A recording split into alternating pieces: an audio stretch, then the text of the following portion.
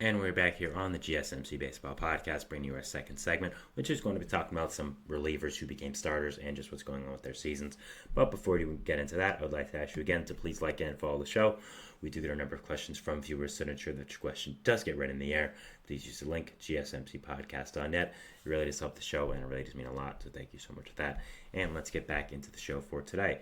All right, so our second topic is going to be talking about relievers to starters and just what's going on with that. So let's get into it. So I did a segment on this a long time ago, really when I was first starting out with this podcast, and I did want to give a little bit of an update on it now that it's been a few months. And I saw an article today from Trade Rumors talking about it, and it did kind of ignite my interest again, so I did want to go over it.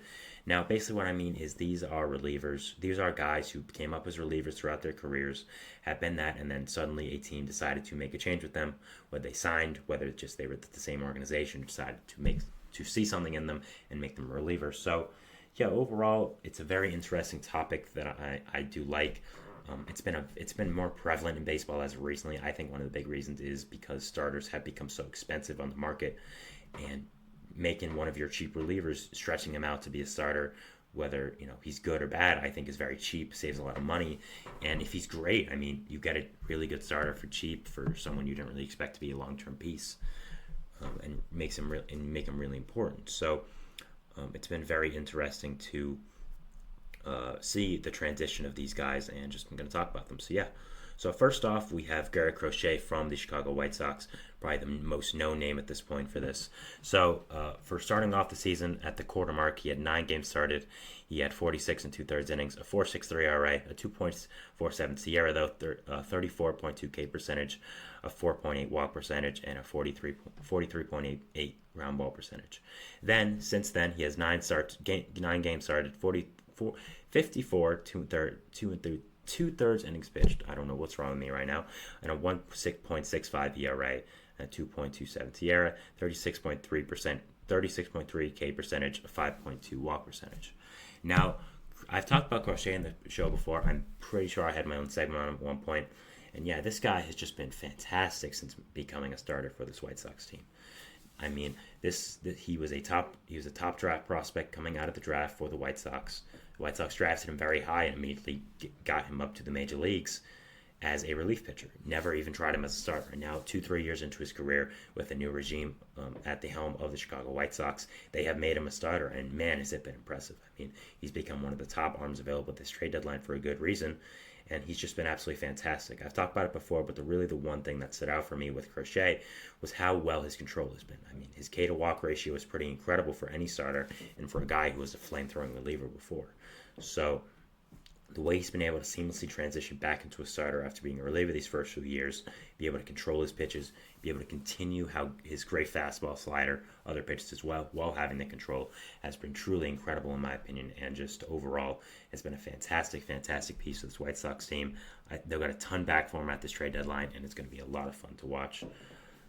Yeah, I mean, and also I've talked about it before, but when you're trading for him, there's still a lot left in this arm. This is a guy who's only been a major league starter for half a season now, has had Tommy John surgery before, has never even played in the minor leagues. So you're not just trading for him now, you're trading for him in the future as well. There's a ton of talent left in that arm, and yeah, if he goes to the right organization, he's going to do a lot of damage, and I'm very excited to see what can end up happening with him, and how he is going to perform with his new team, whoever that is, or if he stays to the White Sox.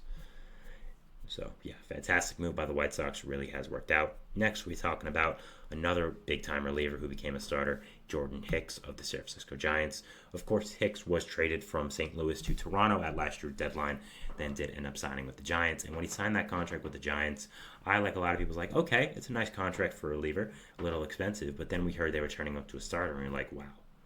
Okay, this is interesting. Hicks was a guy who threw 102, 103 consistently as a reliever, and making that kind of guy a starter is very interesting. It's not something you really expect, and overall, it was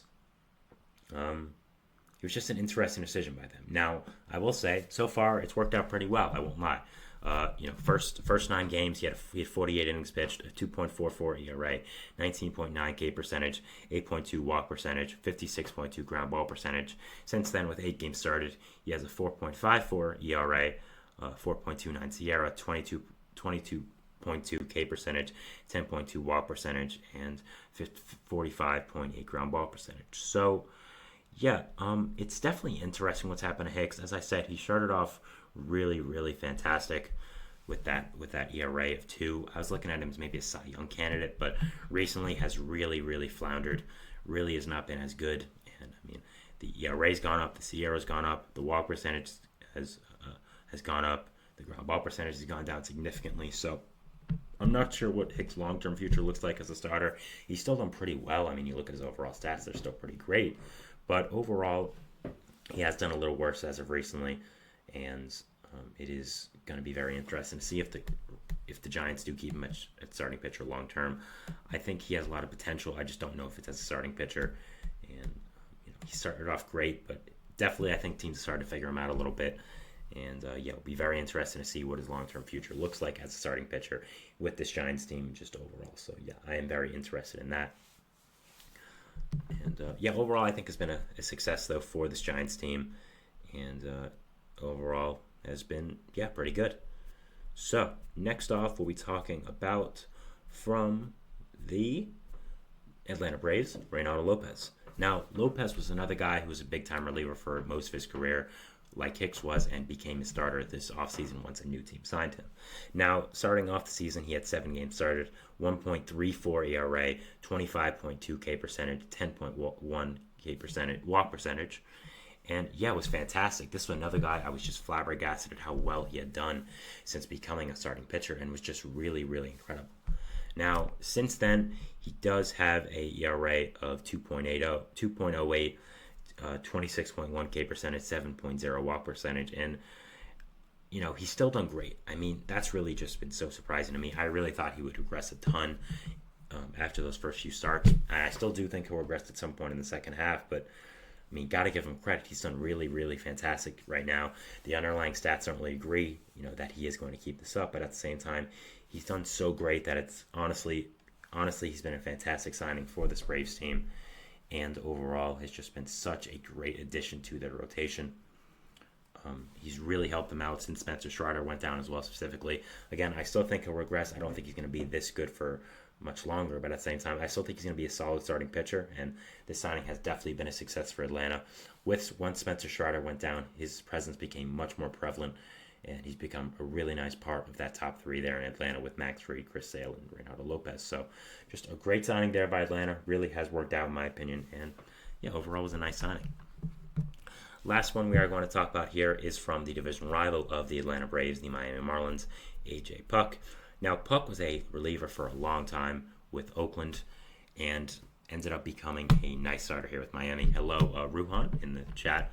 I believe I'm pronouncing your name right. If not, I apologize, but hello.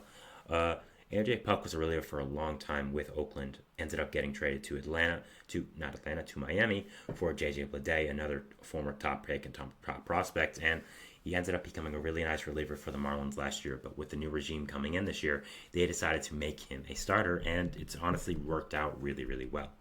First he had 4 games started in the first half. His ERA was really bad, 9.22 ERA, and has been really horrible. But since then, 2.95 ERA and 21.4 K percentage, 4.8 walk percentage, and so it did work out well, just not as a starter, because the second half he started 0 games, and he is a reliever long term, I'd say, for Miami. They tried to make him a starter. It did not work. I was at a Yankees game versus the Marlins when Puk started, and man, he was bad. I mean, man, oh man, he was bad. They tried it. It didn't work. Time to move on. I think Puk is going to be a really nice lefty reliever for the Marlins or maybe some other team in the future. I think he's going to be very good in that role. Just don't make him a starter again. It has not worked out. And I appreciate that the Marlins tried to make something of it, but it really did not work, and it was not a good addition to this Marlins team. Not great. Definitely not great. So, going over the guys, we had A.J. Puk of the Miami Marlins.